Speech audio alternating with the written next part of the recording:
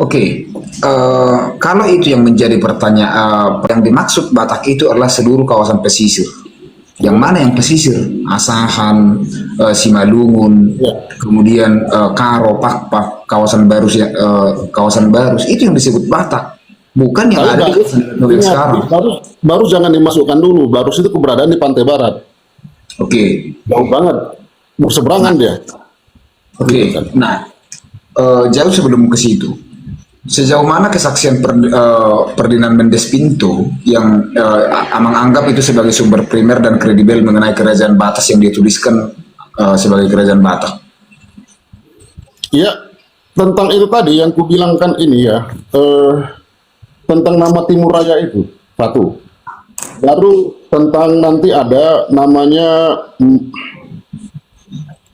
Nakur dibilang di situ.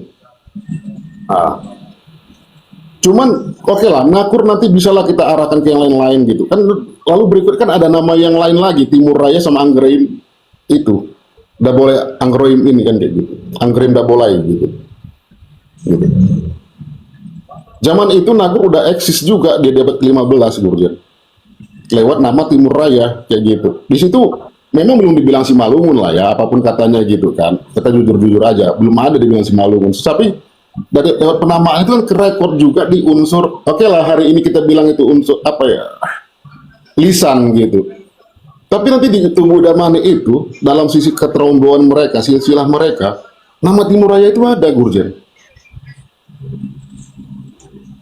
Nah, aku yang mau kutanya, coba kita kembali masuk ke filolog, ke nama, bahasa, akar gitu kan. Apakah nama-nama ini ada di Toba atau di Mandailing misal kayak gitu? Ini kan aku bukan sedang ini ya, bukan sedang mengunggulin gitu, bukan sedang mengklaim gitu. Ini juga sebuah akan menjadi terbukanya ruang hipotesa kita kan, terbukanya lagi ruang analisa kita, lebih terbuka lagi ruang pengetahuan kita untuk menggali nama-nama lama di abad ke-15 itu. Gitu.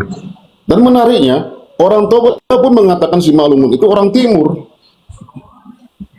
Batak Timur nanti katanya juga. Gitu. Nah, dalam catatan Mahuan itu ya, itu udah menunjukkan eksistensinya seorang komunitas Nagur ini. Sang raja dan seluruh penduduk itu wajahnya bertato. Di Mahuan itu di abad ke 15-an juga, tapi lebih duluan ya Mahuan ini datang daripada interaksi Nagur kepada orang-orang Portugal kala itu. Oke, ada yang mau ditambahkan Amang TBN sebelum nanti kita elaborasi dengan kebiasaan daripada masyarakat Simalungun, masyarakat Toba, Karo, sorry, dari Toba sama Simalungun aja. Ya kita harus mencari dulu pemaknaan orang-orang yang ada tinggal di daerah pesisir Betul, betul. sama pedalaman yang ditemukan oleh orang-orang luar gitu loh. Karena saya ada mencatat ada beberapa istilah pemaknaan orang-orang yang bermungkin yang kita katakanlah orang-orang yang ada di provinsi Sumatera Utara lah ya. Ada beberapa pemaknaan gitu loh. Ada istilah patah, ada bata, ada batek gitu loh. Yang semuanya pengertiannya itu adalah orang-orang keras. Orang pedalaman, sepertinya pedalaman. Ya, jadi artinya bahwa pemaknaan itu kan diberikan oleh orang-orang luar, ya kan? Kita sepakat enggak pemaknaan itu orang luar yang memberikan? Ya, Ya, betul. Karena gini kan, TBN, dalam pemikiran para orang asing, mereka kan melihat dalam ini nggak berani, mereka kan cuma melihat di permukaan dari kapal. Dari kapal mereka melihat gitu. Ini kan tropis nih hutan kita, nggak nyaman bagi tubuh mereka sebenarnya gitu. Nah, kemunculan Nagur itu ketika terjadi interaksi dengan Pasai kala itu dengan Aceh, mulai nih kedapatan nih, ini kok ada ya orang aneh, mukanya bertato segala macem kayak gitu. Dari mana nih? Nagur katanya gitu. Itu dia. Salah satu ada sumber validnya itu lewat tulisan Mahuan, putusan Cheng Ho kala itu. Gitu. Oke, ini pertanyaan yang ini. Kalau memang Batas atau Batek yang dituliskan Portugis saat itu runtuh oleh Aceh melalui bantuan Utsmani. Dan setelah runtuh, apakah itu manusianya yang kembali ke kawasan Danau Toba yang sekarang Simalungun Pak Pak Mandailing itu? Itu maksudnya Kalau begitu. aku belum bisa ngomongin Pak ya, nggak bisa modeling, tapi aku ngomongin Simalungun. Kita kembali ke Siantar dia, balik dia mengganti pola pola perdagangan dan ekonomi dan politiknya, gitu. Maka jadilah Siantar setelah runtuh dia, ampun dengan Aceh itu, balik dia ke kampung. Apa dia mundur ke pedalaman lagi ke arah Siantar, begitu. Dan apakah itu tidak akan menyumat perjalanan waktu dan panjangnya sejarah itu? Itu di era 1511. Yes, makanya coba nanti kita lihat kronologi berdirinya kerajaan Siantar. Balik lagi ke situ. Setahu aku kerajaan Siantar itu pun udah mulai eksis di abad ke-16-an. Begitu. Hingga akhirnya pemimpin berikutnya itu Sang Nawawi itu. Begitu. Tapi ini masih perlu diperdalam lagi. Kebetulan aku cukup sampai akhir daripada pertempuran Timur Raya itu. Cuman di situ dijelaskan sedikit, aku baca, ini cikal bakal daripada perjalanan Siantar sebagai sebuah raja di Simalungun nanti, kayak gitu. Oke, dari perspektif Toba, dari marga-marga yang ada di kawasan Toba, Amang Boru TBN, apakah manusia yang ada di Aceh atau Tamiang itu yang mereka lari ke arah pegunungan dan itu yang membentuk marga-marga yang sekarang? Ya kalau kita lihat ya secara geografis ya, secara geografis yang jelaskan asal muasalnya kalau kita lihat bukti-bukti prasasti yang sudah ada itu kan memang ada di pesisir barat maupun di utara, ya kan?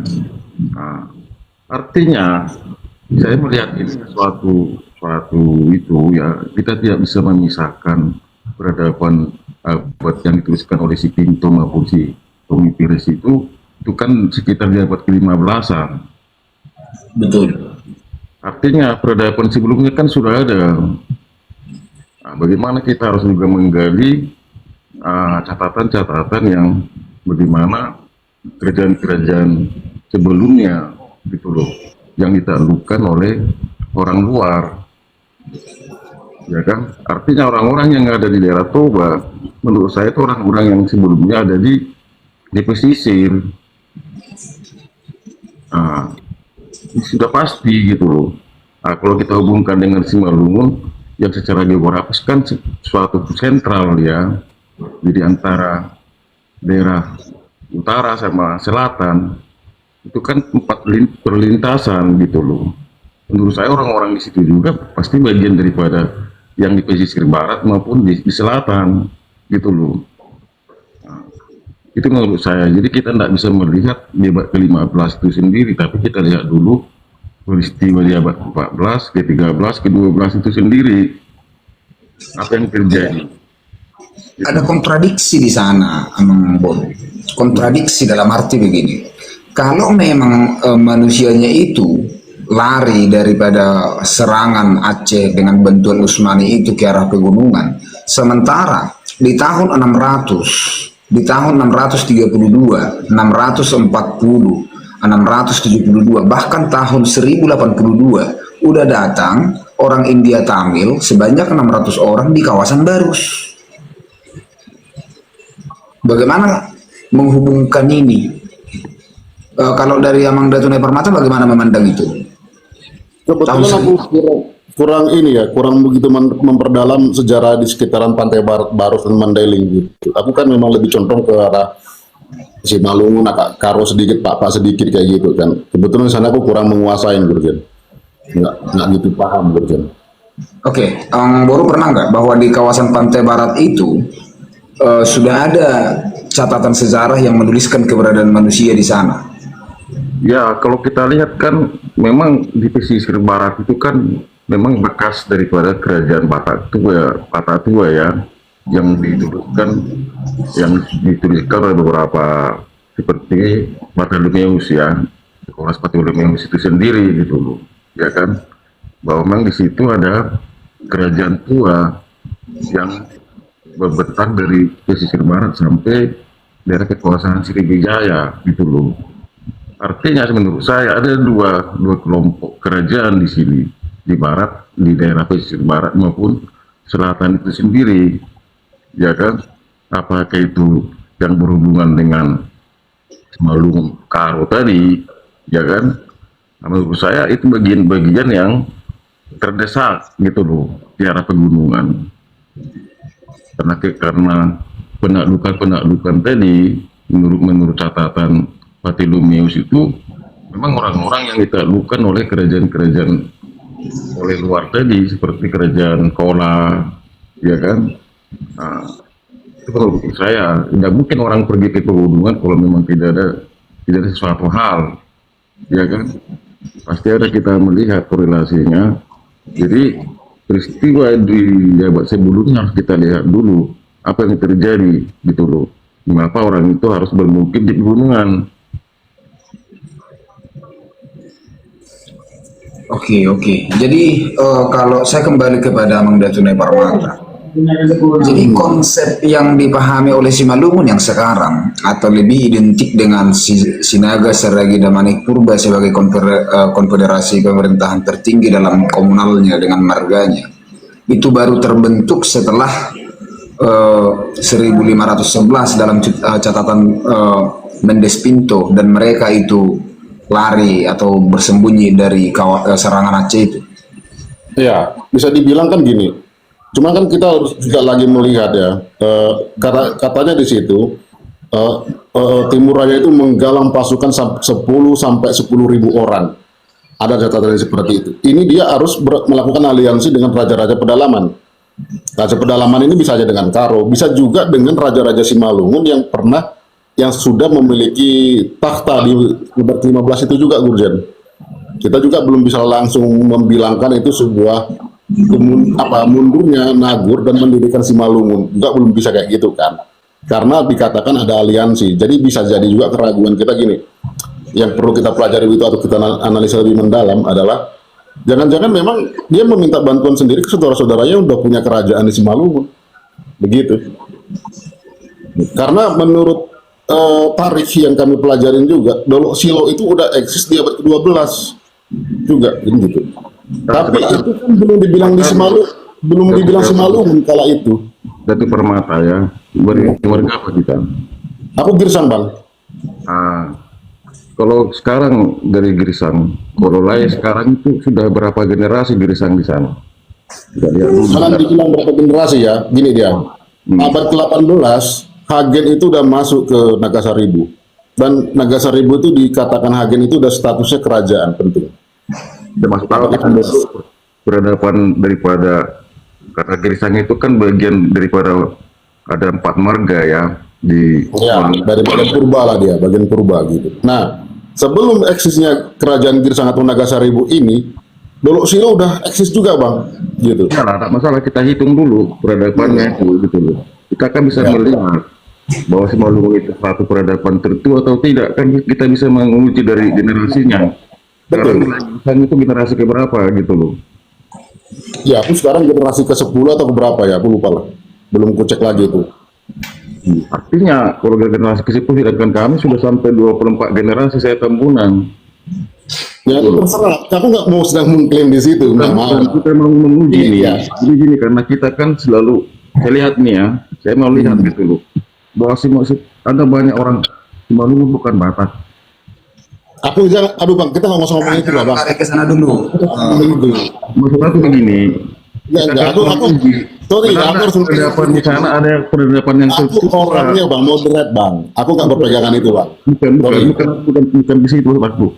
Kita kan kadang-kadang mengatakan bahwa ini adalah suatu hal yang berdiri sendiri secara sudah suatu entitas yang sudah berdiri begitu jauh sebelum peradaban yang kita kenal saat ini ada gitu loh. Cuman udah ke rekor Hagen masuk ke Nagasaribu itu abad 18. Dan itu pernah juga dicatatkan oleh Anderson. Dia mengatakan ada principal kingdom di situ dan dipimpin oleh si Purba katanya. Sebelum Hagen masuk, itu dicatat juga sama si Anderson. Kayak gitu. Nah, itu seputaran abad 18. Berarti sebelum abad 18 kan udah ada juga kan kayak gitu.